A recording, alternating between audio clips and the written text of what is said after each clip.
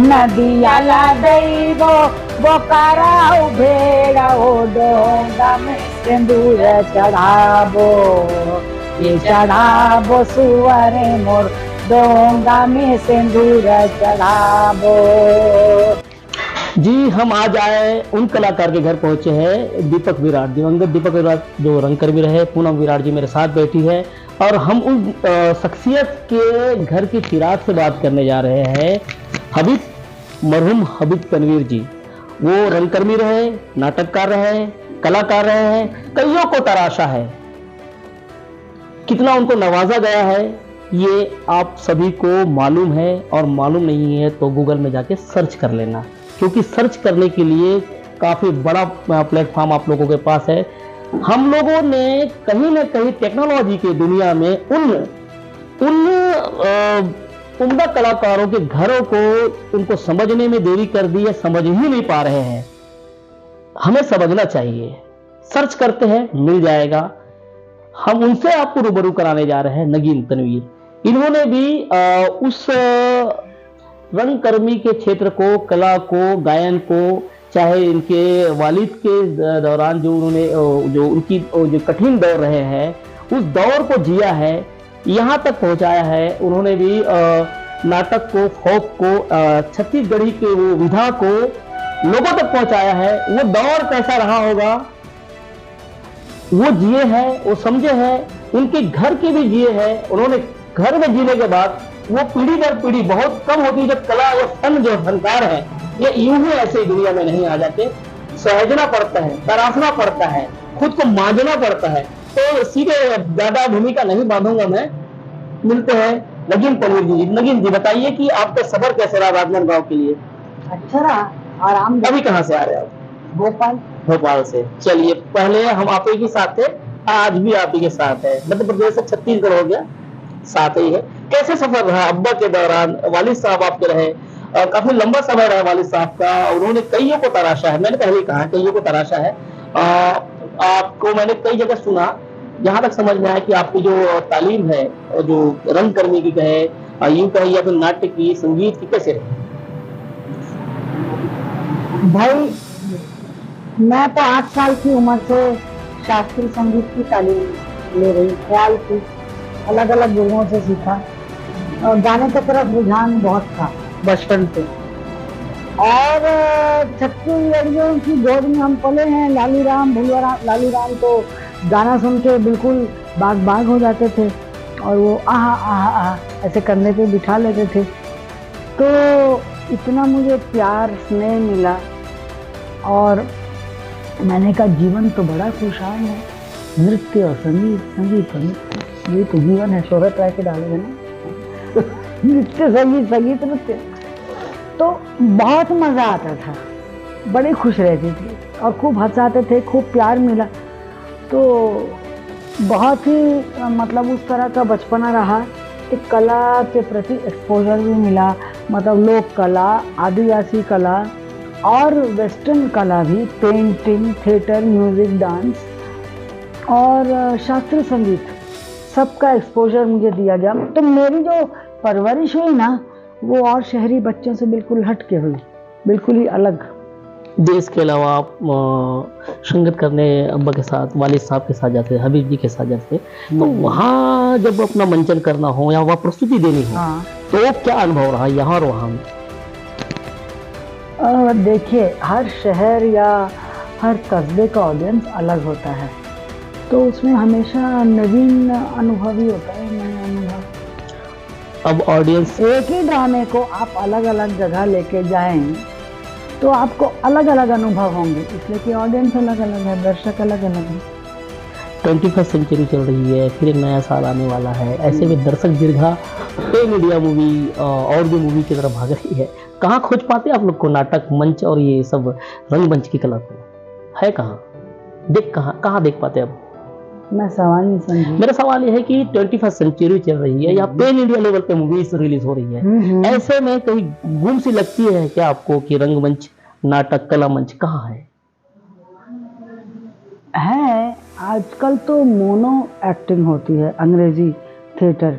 आप शहरों में जाइए तो एक ही किरदार कई किरदार निभाता है, तो इसलिए कि बजट कंस्ट्रेंट भी होता है और फिर एक ग्रुप को संभालना मुश्किल है प्रैक्टिकली आज के दौर में। तो एक या दो लोग का ऐसा थिएटर चल रहा है शहरों में। तो सिनेमा देखिए हर युग में परिवर्तन आता है, तो ये तो परिवर्तन का दौर चल रहा है। हबीब साहब का चरणदास चोर काफ़ी मशहूर आज भी मंचन होता है। आपने शायद देखा होगा, शायद रिहर्सल के दौर में रहे होंगे आप, तो उनमें से कितने चोर बच गए आज? 8 चोर हो चुके हैं। शैलेंद्र को मिला के शायद 8 या 9th चोर।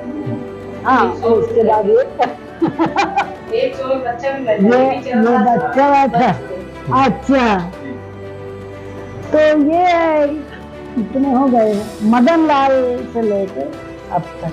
अच्छा, एक सवाल है कि 1975 से लेके मेरे जहन में आता है, मैं बहुत से कलाकारों से मिलता हूँ, वो शायद नेशनल एरिया से हो, छत्तीसगढ़ के होंगे और भी लोग होते, लेकिन अब ये अपने पूरे छत्तीसगढ़ प्रदेश में कलाकारों के मतलब उनको सहेजने के लिए, संवारने के लिए क्या करना चाहिए गवर्नमेंट को? क्या आपने क्या पाया, कितनी कमी बेसी रह गई या कुछ हुआ ही नहीं अभी तक? यहाँ अभी तक कोई अकेडमी ही नहीं बनी जो थिएटर के लोगों को प्रोत्साहन दे, अच्छा, उनको ट्रेनिंग दे। जैसे भोपाल में कई अकेडमी हैं अलग अलग, पंजाब बुंदेली अकेडमी, यहाँ कोई अकेडमी नहीं जो ट्रेनिंग दे लोगों को और उसकी फंडिंग हो सरकार की तरफ से कि थिएटर के प्रति ट्रेनिंग दी जाए, वो रुझान हो और उसका महत्व समझाया जाए। इसलिए कि सिनेमा जो है ना वो एक ऐसा माध्यम है, एक बार बन गई रील तो बन गई। थिएटर तो है लाइव, तो वो बदलता रहता है शो के दौरान, हर शो अलग अलग तरह का होता है, तो उससे ना डायरेक्ट ऑडियंस कनेक्शन होता है। और थिएटर का मकसद होना चाहिए समाज की कुरीतियों को बदल देना, अच्छा कर देना, मतलब उपदेशक नहीं, उस आर्ट के दायरे में किफ़ायत से कलात्मक ढंग से बात भी कह देना, अपनी बात कह देना, तो वो थिएटर करता है। तो यहाँ कुछ है ही नहीं, कुछ जरिया ही नहीं बना, कुछ जागृति नहीं बनी कि ऐसी अकेडमी क्रिएट की जाए जहाँ ट्रेनिंग दी जाए। तो सरकार ये तो कर सकती, सरकार को इसके प्रति जागरूक होना चाहिए कि ऐसा काम करें। हमने फिल्म में देखा है कि कठपुतली, नाचा, फोक डांस, संस्कृति ये होते थे, लेकिन अब जैसे आप जानते हैं कि बहुत सारे इलेक्ट्रॉनिक गैजेट्स आ गए हैं, तो लोग इसे कला कैसे कह सकेंगे? मुझे तो समझ नहीं आता। लोग रील्स बना रहे हैं, अलग अलग ढंग से अपनी प्रस्तुति देते हैं, उनको लगता है कि वो लाइमलाइट में आ गए, उनको चार मिल जाए, उनको वो सोशल एरिया में वैसे कुछ आगे बढ़ने के लिए अलग अलग तरह से। इसको कैसे देखते हैं आप? देखिए, आर्ट जो है ना, अगर एक ही ढर्रे पे चलता रहेगा ना तो वो कैया के पानी ठस हो जाते ना, वो इसमें हो जाए बिल्कुल स्टैग्नेंट, रुक जाएगा। तो वो थोड़ा नदी के बहाव जैसे बहती नदी ऐसे बहना चाहिए। तो अगर मॉडर्न तकनीकी तरीके हैं, जैसे आपने स्क्रीन का इस्तेमाल किया थिएटर में, आपने कोई दूसरे माध्यम का इस्तेमाल किया, क्यों नहीं करना ही चाहिए। तो नवीनता में ही क्रिएटिविटी होगी, उसी से ग्रोथ उसका वो भी होगा, लेकिन जड़ें नहीं भूलनी चाहिए। जड़ें जब तक मजबूत नहीं हैं तो आप फ्लाइट कहाँ से लेंगे, आप उड़ान कैसे भरेंगे? जड़ें मजबूत होनी चाहिए। जड़ें मतलब अपनी परंपराओं में, परंपराएं जो हमारी हैं भारतीय, उसमें जड़ें बिल्कुल मजबूत हों, और फिर वहाँ से आप फ्लाइट लीजिए और आप कुछ नया करके दिखाइए ना, उसी ढर्रे पे नहीं चल सकता। तो ये भी आर्ट है, इसको मॉडर्न आर्ट कहेंगे, जैसे नहीं। और उतना दिमाग की कमानियाँ खुली होनी चाहिए कि हम अलग अलग ढंग से उसको पेश करें। जैसे चरणदास चोर है, जैसे हबीब साहब ने कोरियोग्राफ किया, क्यों नहीं अलग ढंग से हो सकता? भाई मेरी मानसिकता मॉडर्न है, उस ढंग से होना चाहिए। नहीं, जैसे ग्रुपिंग थी वैसे ही हो, अलग ढंग से भी तो हो सकता है। अगर कोई आर्ट, चाहे नाटक हो या संगीत हो, जैसे एक राग ले लीजिए, यमन राग, उसको कई गायक या कई वादक अलग अलग ढंग से पेश करते हैं, तो वो अलग अलग सुनाई पड़ता है कानों को। वैसे ही थिएटर का है, कि उसमें जब तक आप नवीनता नहीं लाएंगे, हबीब साहब ने ये तो नहीं कहा कि जैसा मैं करता था हूबहू वैसा ही करें, नहीं, अलग ढंग से करो ना, उसमें नयापन लाओ, तभी तो उसमें ताजगी आएगी, वरना वो तो बिल्कुल बासी हो जाएगा। जैसे कि आप कह रहे थे कि वर्कशॉप में होने, देखिए सूबे के जो वो मुखिया है ना, उन्होंने अभी जैसे छत्तीसगढ़ की जो कल्चरल को लेकर, जैसे कि तीजा हो गया, आदिवासी दिवस हो गया, और भी जो हमको उसमें लोगों को छुट्टियां दी है, तो छुट्टियां देने के साथ को सहजने के लिए क्या कला का सपोर्ट होना जरूरी है या होना चाहिए, क्या मानती है? कला एक मनोरंजन का साधन भी तो है समाज के लिए।